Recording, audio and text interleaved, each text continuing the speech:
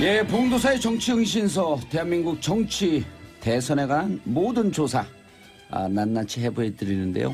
제가 이분만 만나면 조금 죽어. 저보다 정치를 더 잘 알아. 에이? 글도 잘 써.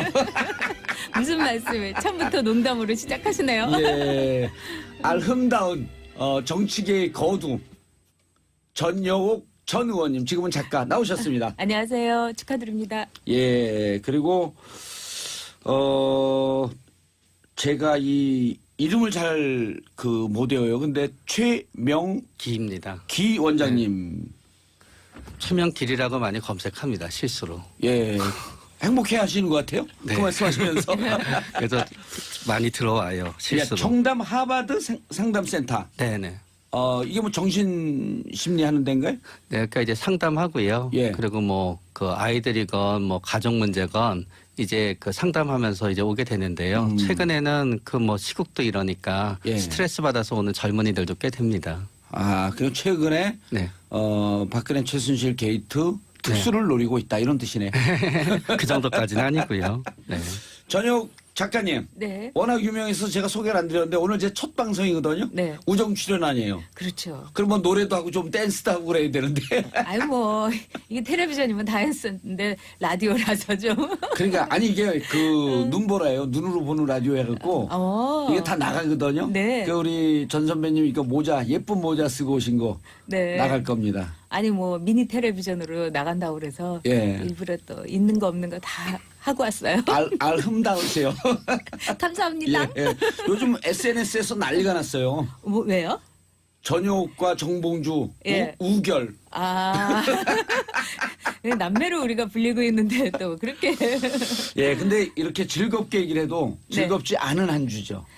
글쎄 긴장이 지금부터 그냥 막 소름 끼치듯 오고 있죠. 예. 네. 대한민국에서 아니 전 세계에서 가장 전문가 아니에요. 박근혜 대통령에 대해서. 아이 뭐 그 정도는 아니고 같이 가슴 아파하고 있는 사람 중에 하나죠. 네. 지금 어떻게 하고 계실까?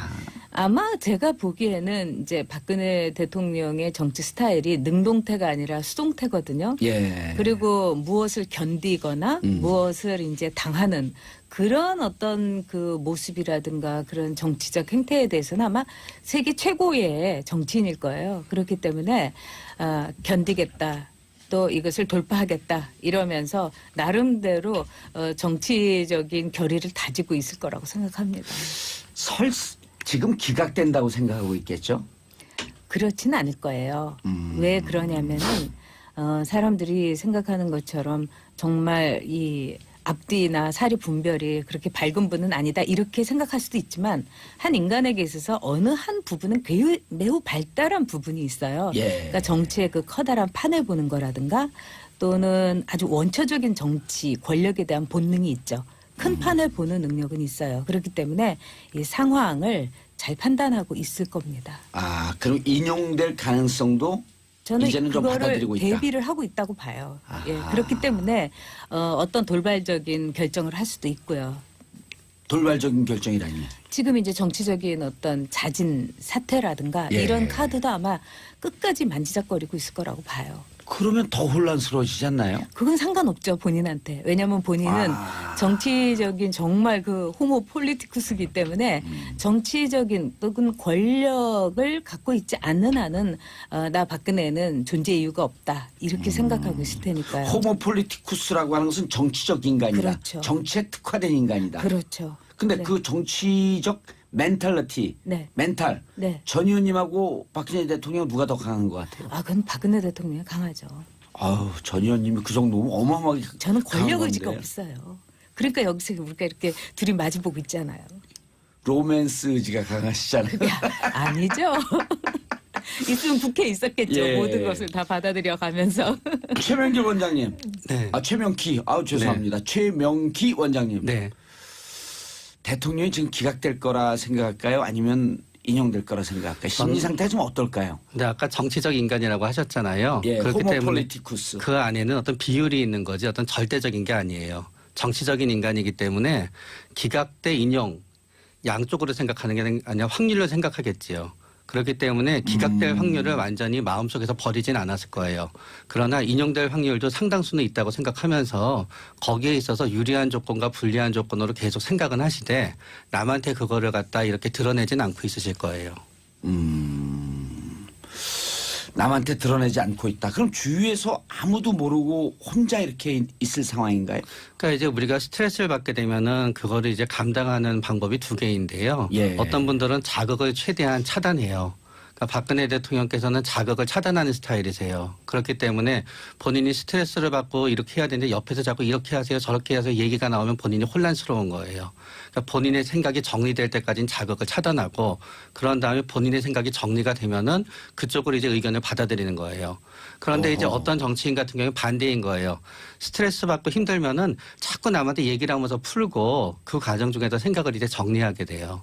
그러나 이제 박근혜 대통령 같은 경우에는 현재로서는 아직까지는 본인의 생각이 정리가 되는 단계이기 때문에 제 생각에는 혼자서 이 부분에 대해서 방송도 보고 그러거나 그게 아니면은 진짜 필요하고 요번에 충성심을 갖다 확인한 변호사 한두 분 정도 이렇게 같이 있지 이렇게 많은 자극을 접하거나 그러진 않을 거예요. 어떻게 생각하세요? 네, 굉장히 아니 들여다보고 계신 것 같아요. 네, 아주 옳은 그리고 예. 분석을 아주 정확하게 하셨다고 보는데요.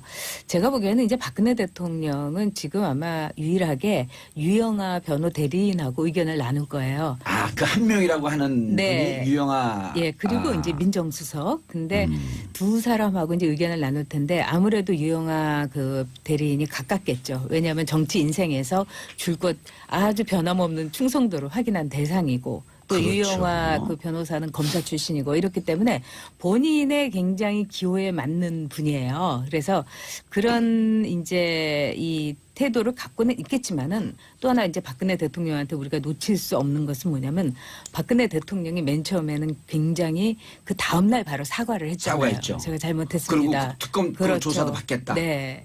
이거는 박근혜 대통령은 그 당시에는 내가 이렇게 사과 한번 하면은 없던 일로 될 거다. 이렇게 생각을 했던 거예요. 왜냐하면은 박근혜 대통령에게 우리 국민들은 늘 너그러웠으니까요. 늘 예외였죠. 그리고 지금 또 태극기 그 집회에 나오는 분들이 60대에서 70대 아닙니까? 그렇죠. 그러면 이제 아까 정도사께서 뭐 60 어쩌고 해갖고 제가 너무 놀랐는데 네, 우리는 나이를 잊어버려요. 그럼요. 20대, 30대. 이제 내일 모레 40에 우리도. 그렇죠. 마찬가지로 60대나 70대 태극기 집회에 나온 분들한테 박근혜 대통령은 그 23살의 청와대를 떠나는 26살의 그 애잔한 모습인 거예요. 그러니까 박근혜 대통령은 그들 마음속에 있는 이미지를 한번 제대로 활용을 해보겠다. 이런 생각도 갖고 있을 겁니다. 예. 우리가 보기에는 67살의 할머니지만 그러니까. 그분들 눈에는 애련한 가련한 소년 거죠. 아직도 박정희 대통령 밑에 있는 영애로서 그럼요. 네. 아리따운 20대 그 이제 소녀 티를 벗어난 그 모습으로. 추억 속의 그대인 거예요. 이야. 그런데 네. 우리가 너무 이 얘기에 빠졌고 문자 안내도 안 드렸어요. 샵 1055로 많이들 문자 보내주고 계신데요. 단문 50원, 장문 100원. 아, 우리 돈 얘기할 때 좋아요.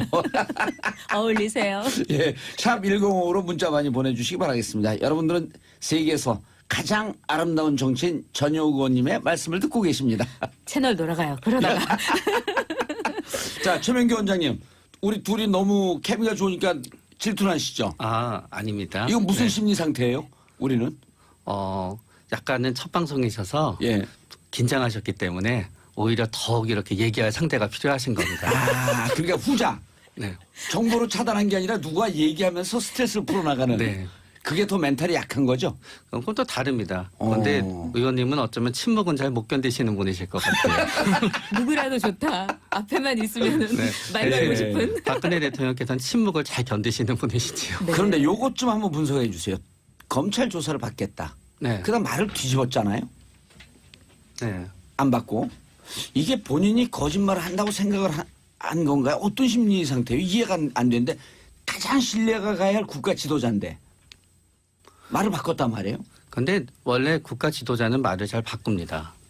우리는 이제 국가 지도자한테 말을 갖다 잘 바꾸지 않기를 기대하는 심리가 있지만 사실은 생각해 보면은 뭐 굳이 이름을 거론하진 않겠지만 우리나라 최초의 대통령 하셨던 분도 그 절대로 서울을 지키겠다고 하고 말을 바꾸고 지키지 않으셨던 적도 있으시고요. 예. 사실 모든 정치 지도자는 말을 바꾸고요. 바꿔 말하면은 말을 바꾸지 않으면은 정치 지도자가 될 때까지 오가지 못합니다.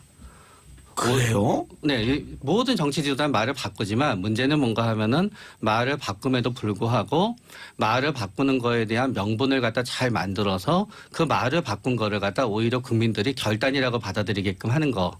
어쩔 수 없었다고 용서받게 하는 재주가 있어야지 그게 정치 지도자가 되는 거거든요. 그런데 이제 말을 바꾸게 된 거는 뭔가 하면은 만약에 그 검찰 조사가 본인의 무혐의를 갖다 증명할 수 있는 검찰 조사였다면 당연히 받았을 겁니다. 예. 그러나 문제는 이제 조건이 바뀌었다는 거지요.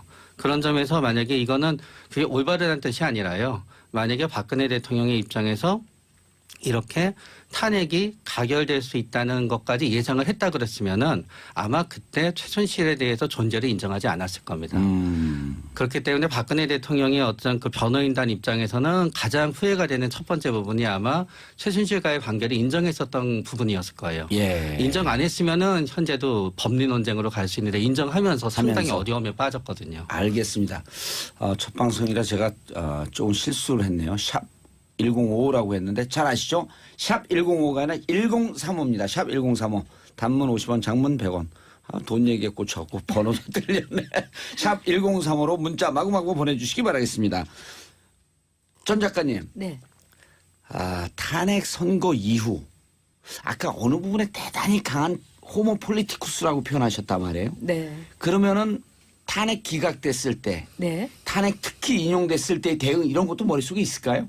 그렇겠죠. 그거밖에 생각하고 있지 않지 않을까요? 지금 상태로선. 그래서 기각과 이제 인용에 대해서 예. 이 나름대로 자신이 이제 정치를 해온 그 경험과 또는 정치를 해도 제가 느꼈던 건 매우 원초적 본능으로 정치를 했어요. 그 자신의 직관으로. 예. 그렇기 때문에 그것을 총동원해 갖고 결론을 아마 분명히 내렸을 겁니다.